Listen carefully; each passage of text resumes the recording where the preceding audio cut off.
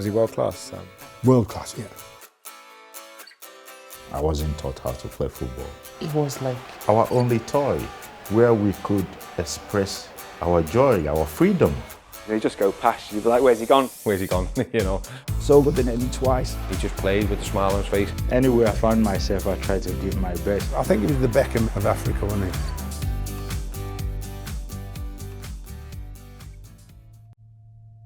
Jay-Jay, do you want to give us a clap to the camera, please?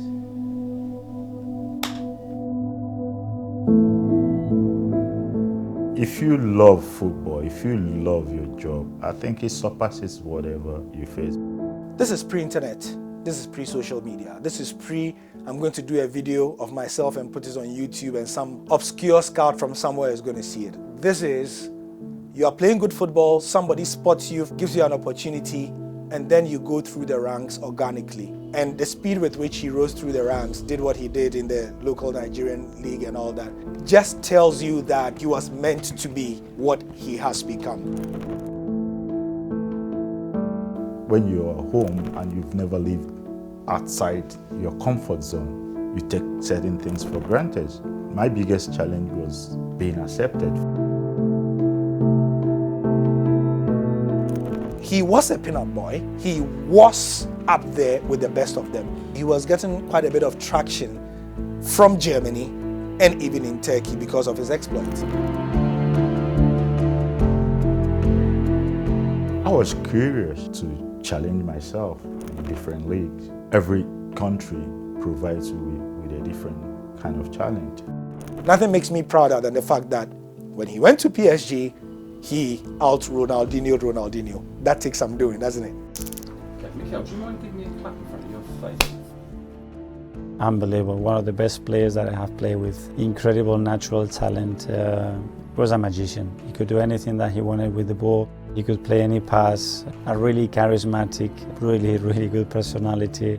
I learned a lot from him. He was a superstar. He's a player who can make the difference, and I think that's how you rank superstar in the team. You've got players like Okocha who stand out every game just by the way he dribble people, the way he take the ball forward. I was about to say unique, but at the same time we had a guy like Ronaldinho and we had Anelka as well. So as a defender, if you're in the wrong team and you've got those three to face, I can tell you it's tough, but at the same time when you're ready to play in the weekend, you're ready for everything. Because if you face them daily, you can play against anyone. He was that popular because his style was so different. He knew what he wanted. Jay-Jay always knew what he wanted, and he ensured that his talent spoke to him better than any attitudinal thing they accused him of, because they said he was, too headstrong. He would not do this, he would not do that. But Jay-Jay allowed his football to do the talking for him.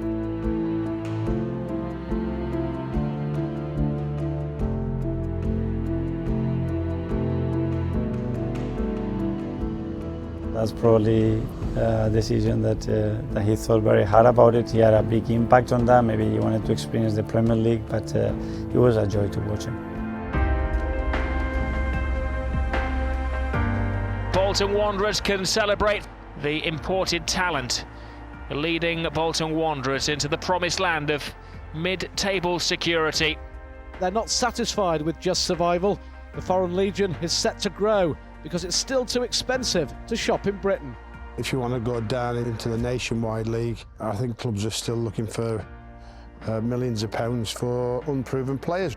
As much money as possible is all I ask the board to do, and I'm sure they will. Trying to stretch them to the limits is my job, and really to make sure that we don't all sit in that director's box going into the last 8 games of the season, becoming very fearful about falling out the Premiership. Okay.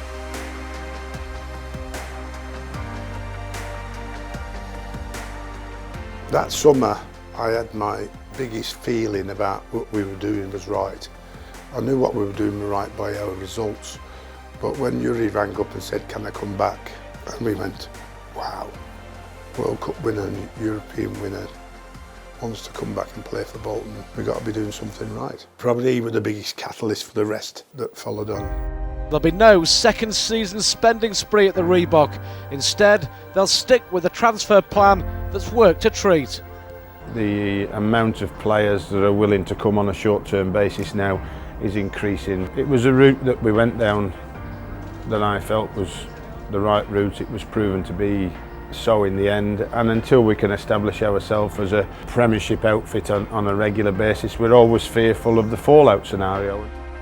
We were very good at finding these players that come and fit on, and it almost became quite easy for them once they understood what the process was. So with that mix of British, English, stroke, foreign, but the mix was still pretty good. He joked about him putting together a bit of a misfits team to begin with at Bolton, but he needed better than that, and he knew he needed some quality when they got into the Premier League, and he started to build that quality with the likes of Ngozi, Joachim, Freddie Bobic. He wanted to do more than just consolidate them, he wanted to press on, and that was one of the things about Sam's time at Bolton. Bolton weren't in the position, even then, of spending big on transfer fees, so he had to use his connections on the continent, and he had to get out there, do his homework, use his contacts to find out what was knocking about. He's one of the superstars of African football, and next season he could be strutting his stuff in the Premiership. Available on a Bosman free from Paris Saint-Germain, the Nigerian has dropped his £40,000 a week wage demand to just over 30. We've made him an offer. We're waiting to hear from him. It makes it easier for us when they're on Bosman's, but they still means committing quite a lot of money. He seems to have reduced his demands, and hopefully we can tie a deal up with him.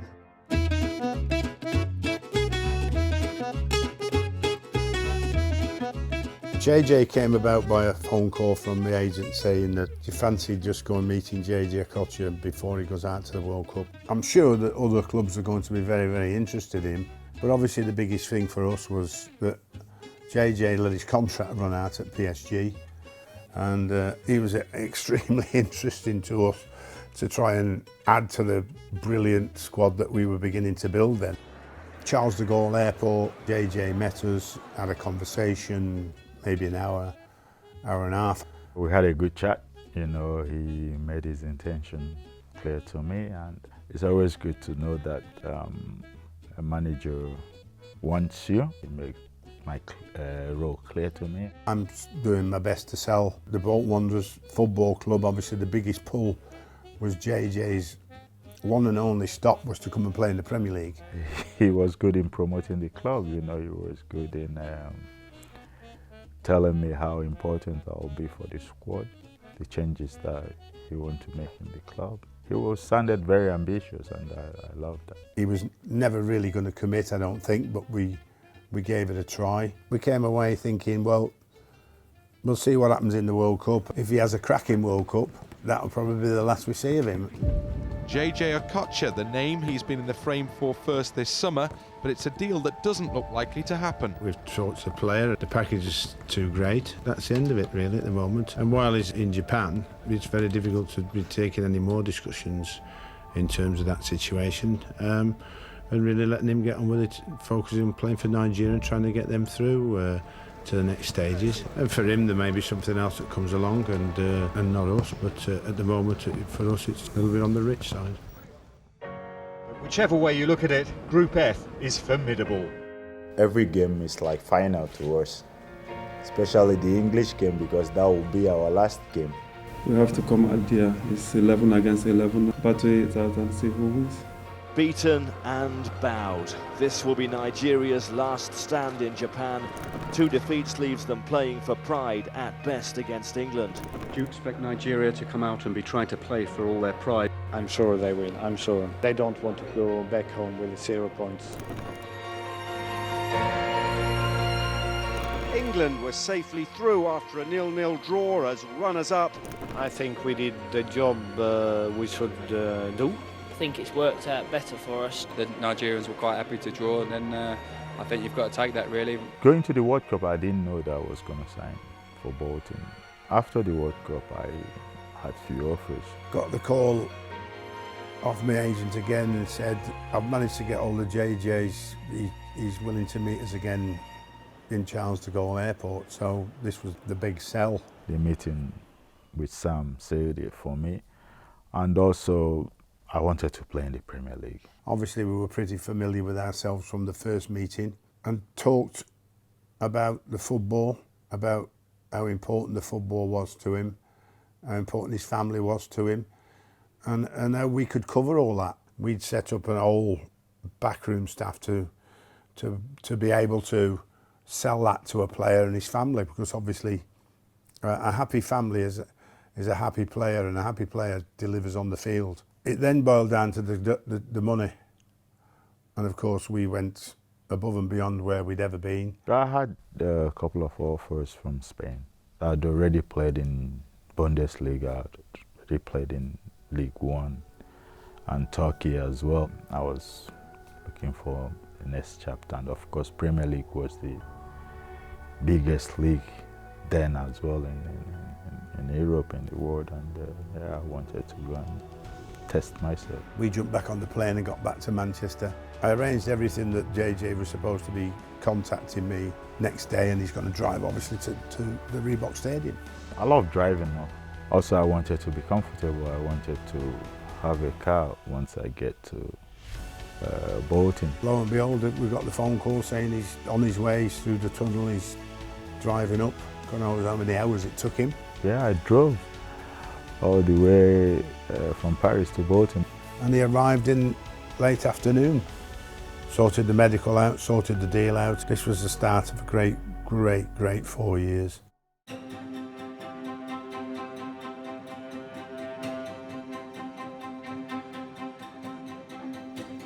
A case of Jay-Jay Okocha for Bolton. Bolton Wanderers would like to welcome Jay-Jay to the Reebok Stadium and sign them a 2-year contract, and we're obviously delighted that he's here. It's quite simply the biggest signing in Bolton's history. The African superstar has agreed a 2-year deal, believed to be worth £30,000 a week. Honestly speaking, before I didn't know much about Bolton, but when I came here I was very impressed with what I saw. I would love to play in the Premiership, and I must thank Bolton for giving me that opportunity. This way please, right at the end, sound this way. Sounds very persuasive, he wouldn't take no for an answer. I must honestly say that he impressed me a lot. I never knew him so close before, and when I met him, I must say that he's a nice man. Sam, what does he bring for you? Flair, ability, great pedigree, experience. Hopefully next season there'll be one or two more people paying more attention to Bolton Wanderers because of the likes of him and others who are going to be playing for the club. It did go on for quite a while. I went on holiday. I left with Jay-Jay Okocha being on Bolton's radar, and when I came back, he'd signed.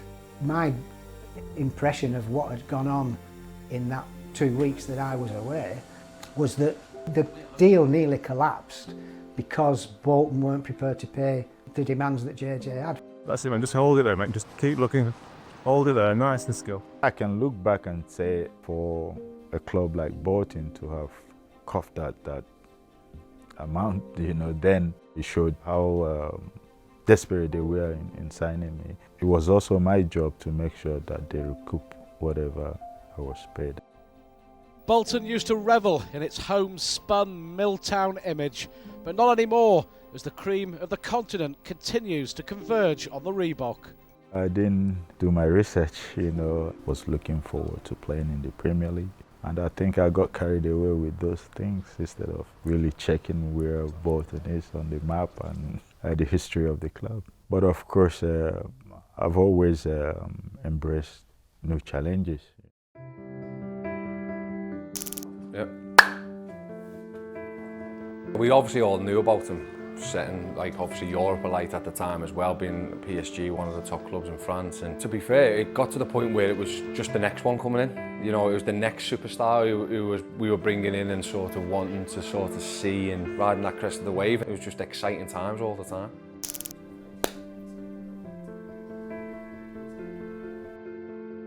As a club, as a town, all they know is football. He was a joy to be around, and the players he brought in, we were thinking from 1 month to the next, who's the next one?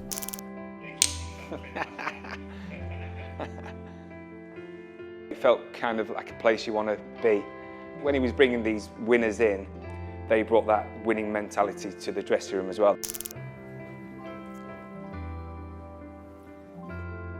When you hear that players of this caliber play for the club, you can say yourself that something is good is going to happen over there. It's a positive influence.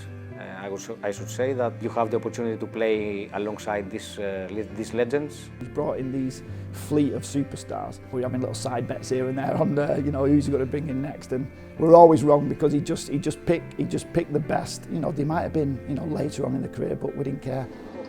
New players came but never got taken to the training ground till after they'd signed, which was a good move, because when they first got there was like the back of a trailer would be the boot room. We obviously had a training ground which wouldn't have excited them players, shall we say, getting dressed in a porta cabin, showered in a porta cabin, so he kept them well away. But we had this lovely new stadium, the Reebok, just off the motorway. The Reebok stadium is iconic, with the struts coming up with the lights on, the rounding of the roofs, the seating, the areas, the hotel. And without that stadium, perhaps few players wouldn't come. They were seeing this and they're thinking, yeah, I can do it here. So once they put pen to paper, then they realised what was really coming, and you always wait for the reaction, and he's like...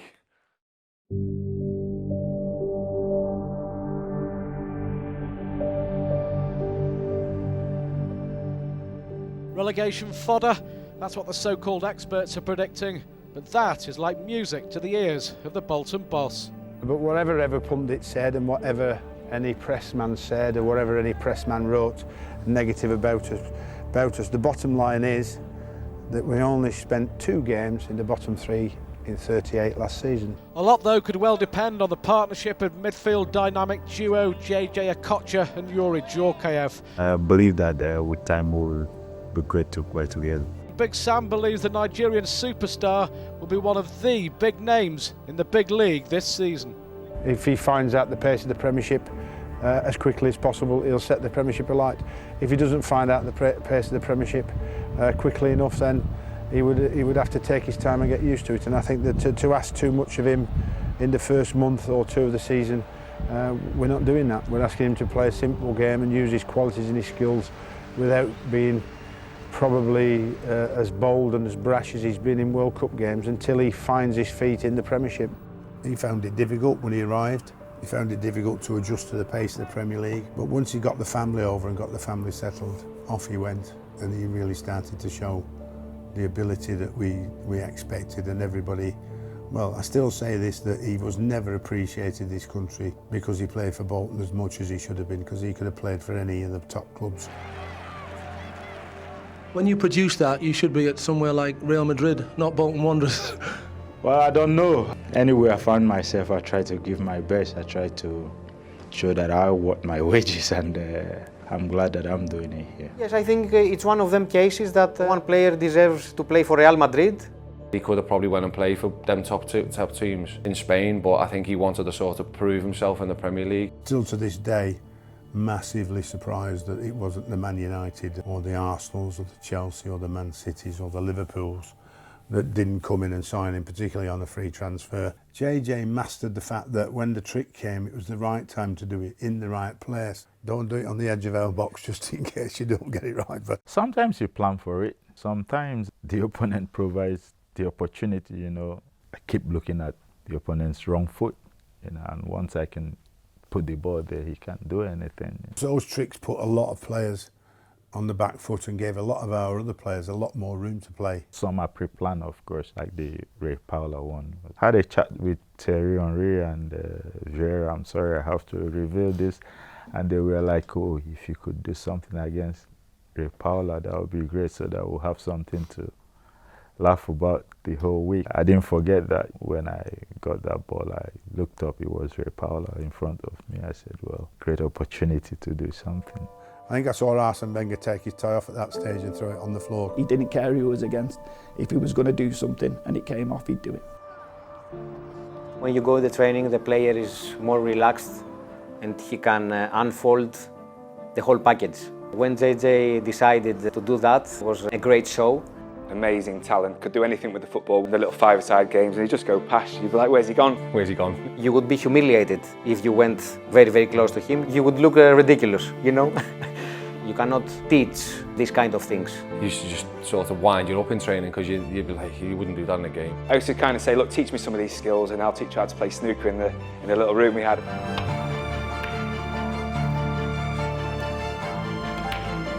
I started playing snooker, but I wasn't good at it. I remember Kevin Davids giving me 40 points ahead and still beat me. Those were happy days. Goes himself and finds the roof of the net! Jay-Jay Okocha scores for Bolton! Relief around the Reebok Stadium. On a very emotional afternoon at the Reebok Stadium. It's Okocha who goes for goal! Magic! Absolutely magic! A priceless strike by Jay-Jay. Bolton Wanderers are safe and will remain a Premiership team next season. We had a deal. If we stay up, we were going to do the dance.